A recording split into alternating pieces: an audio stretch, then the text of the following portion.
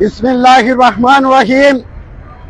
প্রিয় দেশবাসী, আপনারা জানেন জাতির বিবেক সাংবাদিক, আপনারা জানেন রাষ্ট্রের চতুর্থ স্তম্ভ এই সাংবাদিকতা। সেখানে শুধু দেশবাসী রাষ্ট্র থেকে ঘোষণা দিয়ে আমাদেরকে অবস্থান তুলে ধরলেই হবে না, পদে পদে আমাদেরকে নিরাপত্তা নিশ্চিত করার লক্ষ্যে আজকে আমরা এলাঙ্গাতে দাঁড়িয়েছি। সেই আসাদুজ্জামান তুহিন হত্যাকাণ্ডের প্রতিবাদে, যিনি অত্যন্ত সৎ নির্ভীক সাংবাদিক, গাজীপুরের সাংবাদিক, তিনি একটি অন্যায় ভিডিও লাইভ প্রকাশ করার সাথে সাথে তাকে বলা হয় তা ডিলিট করে দেওয়ার জন্য। কিন্তু সেই সাহসী দক্ষ সাংবাদিক তুহিন তা ডিলিট না করায় সেই সন্ত্রাসী সাথে সাথে তাকে কুপিয়ে তাকে রক্তাক্ত করে হত্যা করেন।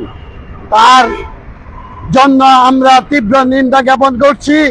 হামলাকারীদেরকে দ্রুত গ্রেপ্তারের দাবি জানাচ্ছি এবং দৃষ্টান্তমূলক শাস্তি দাবি করছি। এই দেশের মাটিতে সাংবাদিকদের শতভাগ নিরাপত্তা নিশ্চিত করতে হবে। কি বলেন ভাইরা? সাথে সাথে সাংবাদিকদের সম্মানী ভাতা নিশ্চিত করতে হবে। তথ্য মন্ত্রণালয় থেকে তথ্য অধিকার এবং টাঙ্গাইলের তথ্য অফিসে গত 2 বছর যাবৎ আমাদের বায়োডাটা গ্রহণ করেছে, কিন্তু বাস্তবে আমরা রূপ নিতে দেখি নাই। আমরা আমাদের কাগজপত্র দিয়েছি, কিন্তু আমাদেরকে একটা অবকাঠামো তা প্রকাশ করা হয়নি।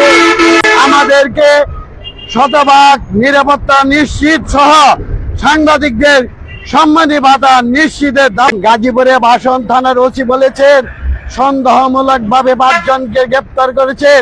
আমি বলতে চাই সন্দেহমূলক না, সত্যিকারে শনাক্ত করা হোক সেই অপরাধীকে এবং তাকে দৃষ্টান্তমূলক শাস্তির ব্যবস্থা করা হোক।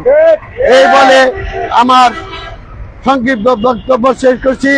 এলাঙ্গা থেকে সৈয়দ মহসিন আবিদ, সহ সম্পাদক, দৈনিক ইন্তেজার।